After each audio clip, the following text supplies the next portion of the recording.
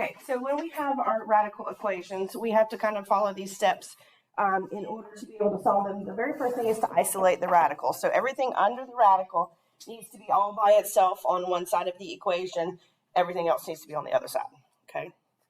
Then what we do is we undo the radical. What I mean by that, if it's a square root, how do we undo a square root? What's the opposite of zero?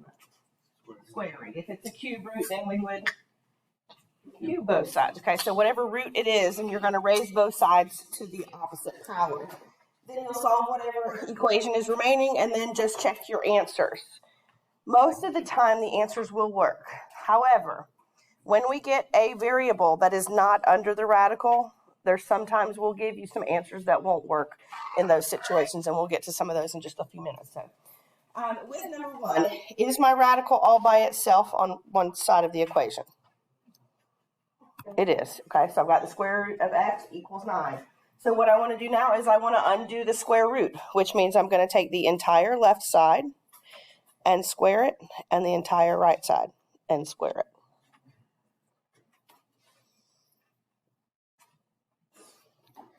Now the square cancels the square root, so it leaves me with just x. That x does not change. We don't change the sign of it. We don't change anything. And then that is going to equal what 9 squared is, which is what? 81.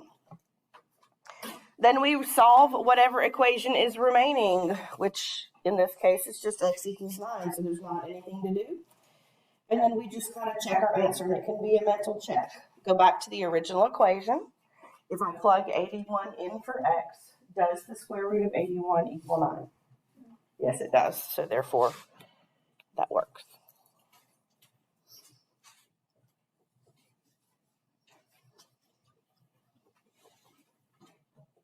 Okay with that?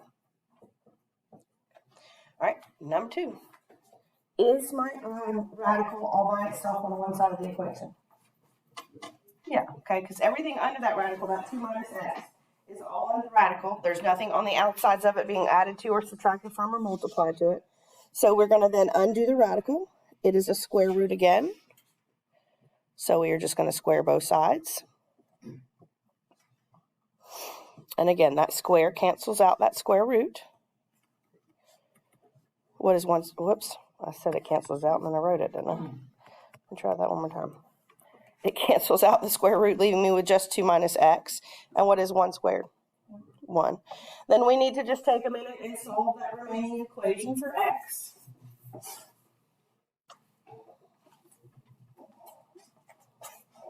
And I do that by taking and subtracting my 2 first. That leaves me with a negative x equals negative 1, but we don't want to leave it as negative x, so we're going to divide both sides by negative 1. And I get x equals 1.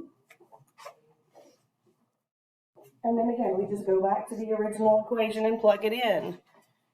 If I plug in 1 for x, simplify under the radical first. What's 2 minus 1? 1. And then does the square root of 1 equal 1? It does.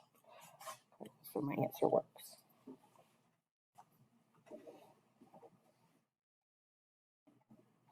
Are you okay with that?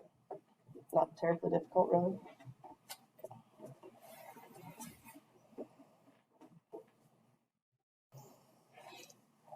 All right, take a look at 3. I want you to work first, once you get it written down, to get that radical all by itself.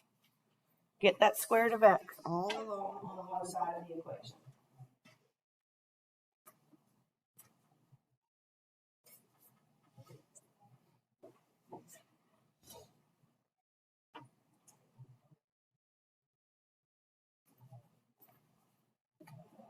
If it is 5 plus the square root of x equals 8, how would I move that 5?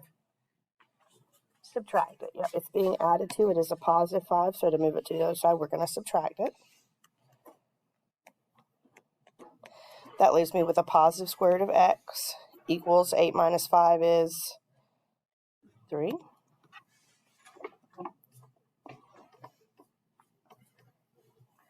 And then we can undo the radical by squaring both sides because it is a square root.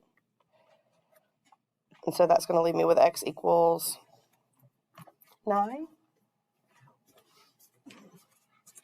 And then just think about if we were to plug it back in. I put in 9. Does 5 plus the square root of 9 equal 8? It does. Oops.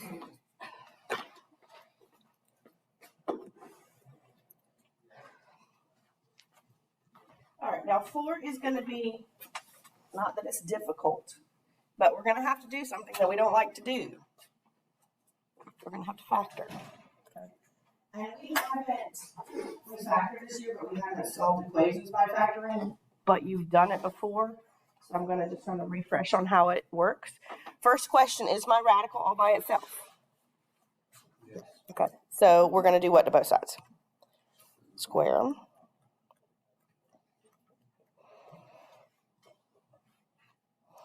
If I square x, that just leaves me with x squared.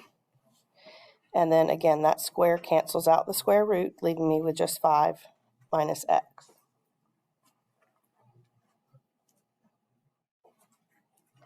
How do I know I'm going to have to factor this out? What's in that equation that tells me I'm going to have to factor? Yeah, the x squared, okay? The first thing when you are going to factor to solve an equation is you have to get that equation equal to 0. But you want your x squared to stay positive because we can only factor with a positive x squared. Right now, is my x squared positive? It is. So I'm going to have to move the 5x and the 6 to the other side with the x squared. What kind of 5x is it right now? Positive, so we're going to have to subtract. And then what kind of 6 is it? Negative, so we're going to have to add. And I'm going to do that on both sides. And I'm doing it all at once. Okay, those are going to disappear over there. X squared is not a like term with 5x or 6. So when we write it, we're going to write it as x squared minus 5x minus 6. And it is now equal to 0. I mean plus 6, sorry. I wrote the wrong thing up there. My bad. So far, so good? Now we've got to think back to our factoring. It's been a little bit. When we factor, the very first thing we look for is the GCF. Do those 3 terms have anything in common? No. All right, and then it is a trinomial 3 terms. Is it one of the easier ones or one of the harder ones?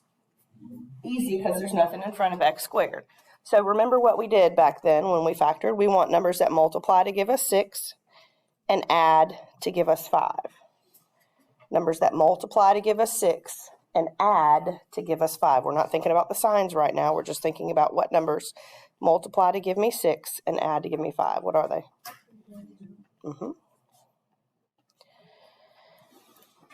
And then with our signs, remember if that second sign is a positive, that means my signs are going to be the same. And they're both going to be whatever that first sign is. So they will both be negative. So far, so good? Once we get it factored, to solve it, we take each one of our factors. I have 2 of them. I set each one equal to 0. Whoops. And then I solve each one of those equations.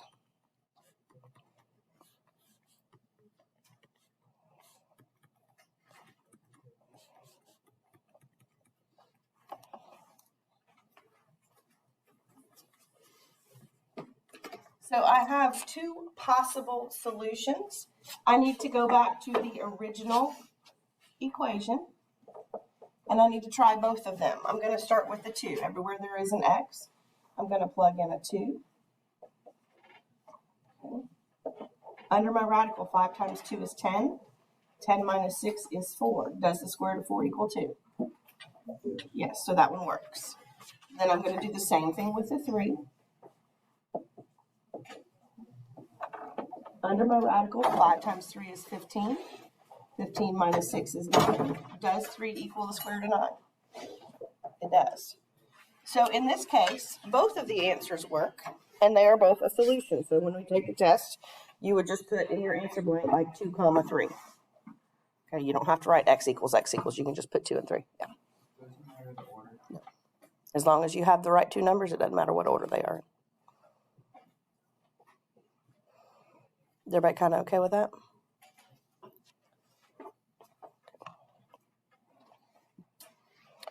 Ooh.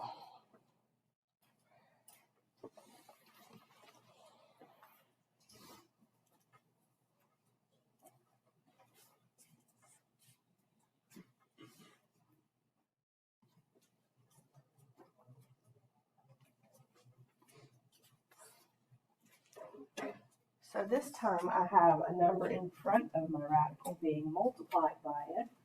I still want to get that radical all by itself, which means I'm going to have to do what?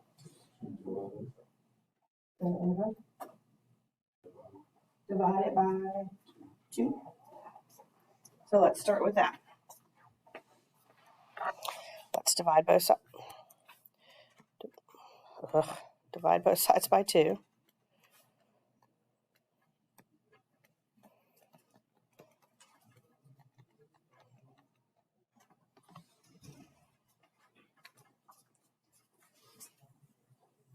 Now what?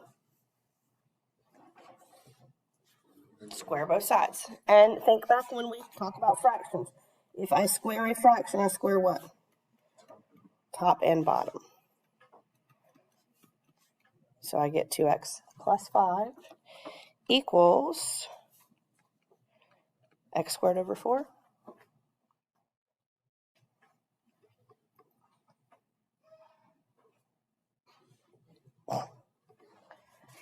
Can I solve an equation with a fraction like this?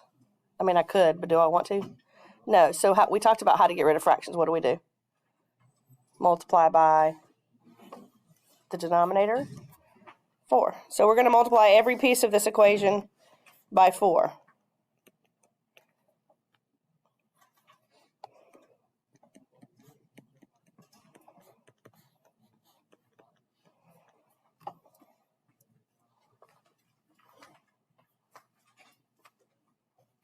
Now it kind of turns into a problem like number 4 did. We do have an x squared, so we are going to have to factor. I want to move everything with the x squared since it is a positive x squared. So we need to move that 8x and that 20 over to the side with the x squared.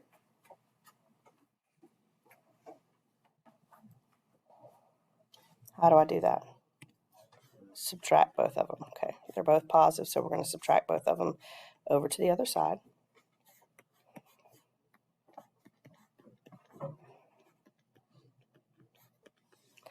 I want you to finish it.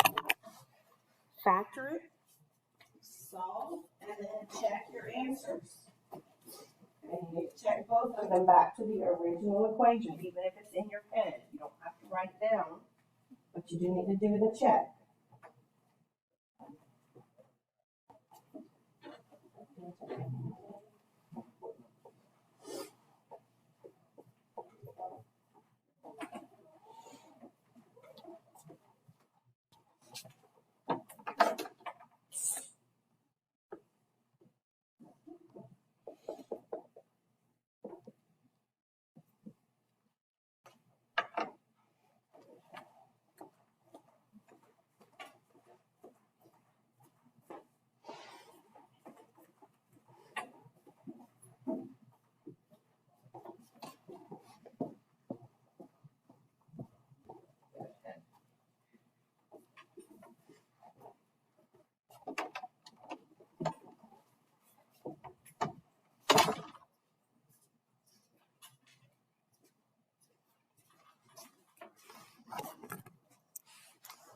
I am looking for numbers that multiply to give me 20 and subtract to give me 8.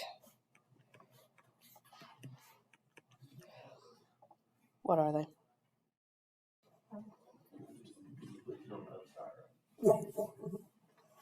What do we say? What numbers multiply to give me 20 and subtract to give me 8? 10 and 2. And then remember, if the second sign is a minus, our signs are going to be different. And the first sign goes in front of which one? The bigger one? Yeah. So it's going to be a minus 10 and a plus 2. Now set each one of those factors, the x minus 10 and the x plus 2, set each one equal to 0.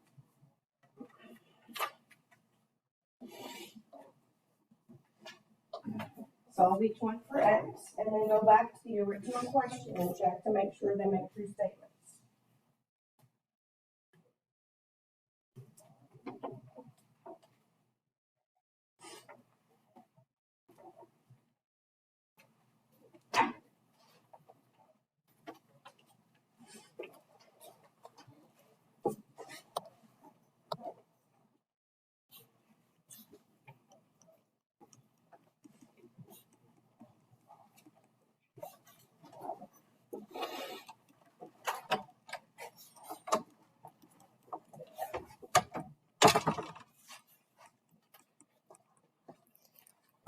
My two possibilities are 10 and -2. So I'm going to start with 10. Everywhere there is an x, I'm going to plug in to my original equation. Now let's simplify under the radical first. What's 2 times 10? 20 plus 5 is 25. Does 2 times the square root of 25 equal 10? Yes. Then we're going to do exactly the same thing, but this time we're going to plug in a -2 under the radical first. 2 times -2 is -4 plus 5 is 1. Does 2 times the square root of 1 equal -2? It doesn't, right? So we're going to have to throw that answer away. It is not any good. We cannot use it. So therefore, the only answer is 10. If I can circle, sorry.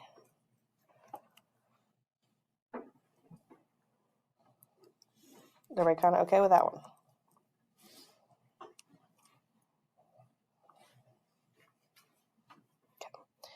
Right, take a minute and write this one down if you haven't already. This one is a little bit more difficult. It requires a little bit more work. Go ahead and get your radical by itself first.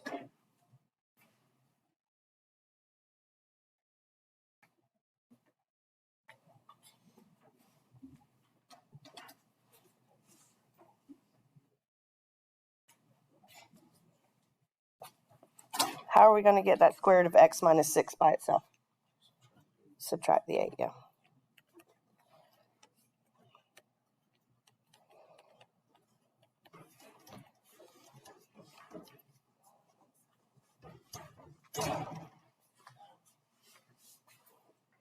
Now here's where it gets a little tricky, and this is something that people make a mistake on all the time. In order to get rid of that radical, I'm going to have to do what to both sides? Square it. However, if I'm looking at the right side, how many terms do I have over there? 2. We have to square it in its entirety, meaning I can't just square x and just square -8. I have to square it as a binomial, x minus 8. What does it mean when we square a binomial? We have to write it how many times? We have to write it twice and FOIL it out. Okay, so I want you to do that. Leave that x minus 6 alone and multiply out x minus 8 times x minus 8.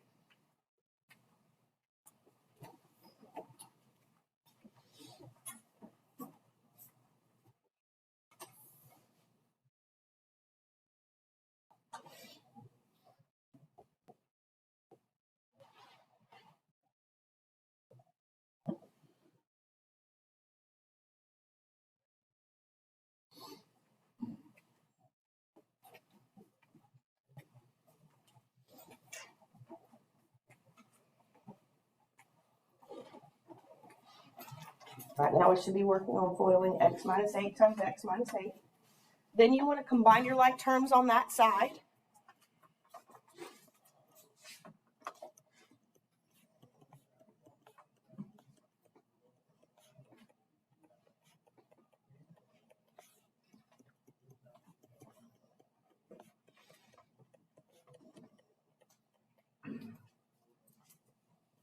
Everybody good with that so far?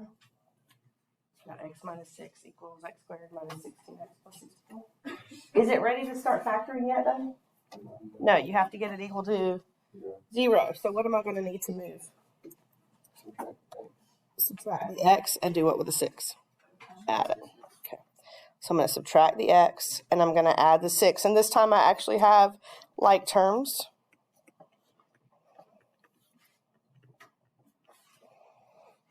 So that's going to be, what, negative 17x plus 70. And keep going. Factor, solve, and check your answers.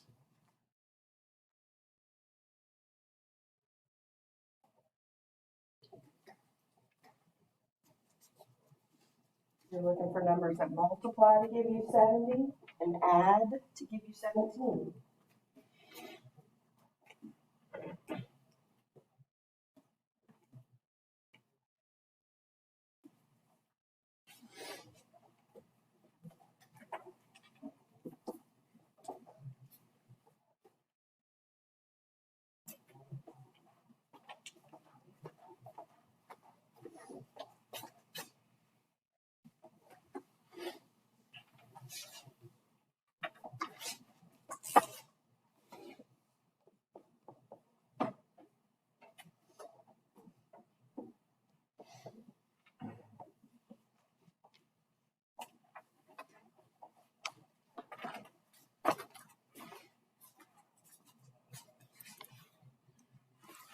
numbers multiply to give me 70 and add to give me 17? Are my signs the same or different? Same, and they're both negative. Okay. And then we're going to take each factor, set them equal to 0.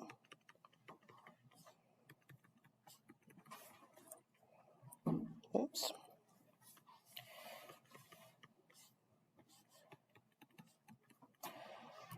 My possibilities are 7 and 10, so then we have to go back and check each one. Everywhere there's an x, I'm going to put in a 7. Square root of, 7 minus 6, sorry. 1. Does the square root of 1 plus 8 equal 7? No. Okay, so that answer is not going to work. Then we can try 10.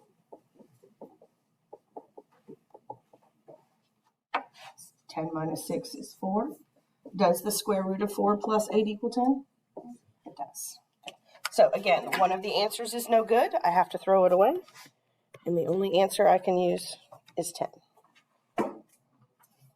Anybody have any questions so far? We got 2 more. All right. I want you to try. Let me erase my work here. Try both 7 and 8. 7 is very similar to number 6 that we just did. 8 is, there's only one difference. What kind of root is it this time?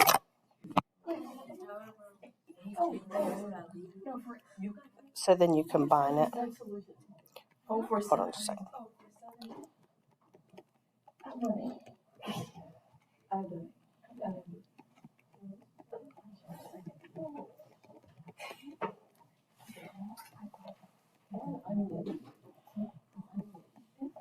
Oh my gosh. Okay, question. Did everybody get this at least when you multiplied everything out? Okay, so we do have to get everything together, but do you notice how we have x squareds on either side? So when I move them, I'm going to move these two because the other one has the 36 on it. So when I do that, what actually happens to those x squareds? What do? They cancel each other out. So then I have a negative 12x plus 3x is going to give me a negative 9x. I'm going to bring down that positive 36. And what's left on the other side? 0. Is everybody okay with that so far? Okay. Do I have to factor anymore? No, my x squareds are gone, so therefore I do not have to do any factoring. So now I just have the equation negative 9x plus 36 is equal to 0. How would I solve this for x? Take and do what with that 36?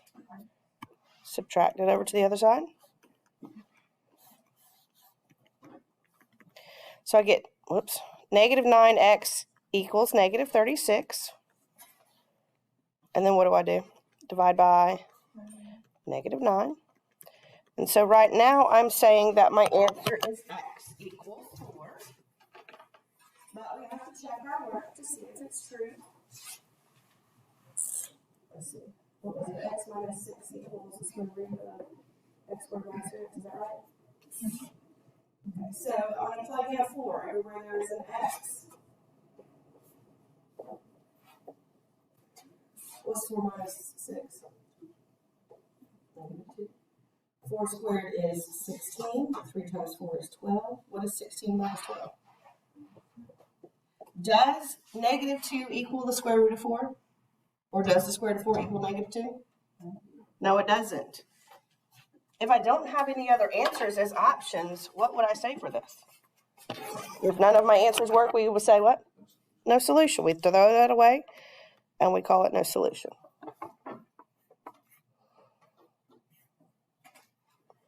Anybody have any questions on that one? No? Have we finished 8, or we still need some time on 8? Need some time? Yeah? Yeah. All right, if you haven't finished 8, I'll give a couple more minutes. What?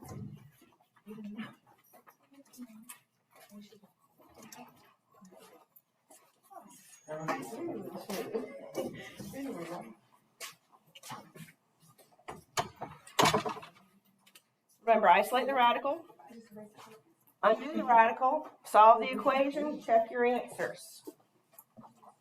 Do I need to do anything to get the radical by itself in this question? No. And then how do I undo the radical? I cube both sides. This cube cancels out the cube root, leaving me with x plus 2. What is 3 to the third power?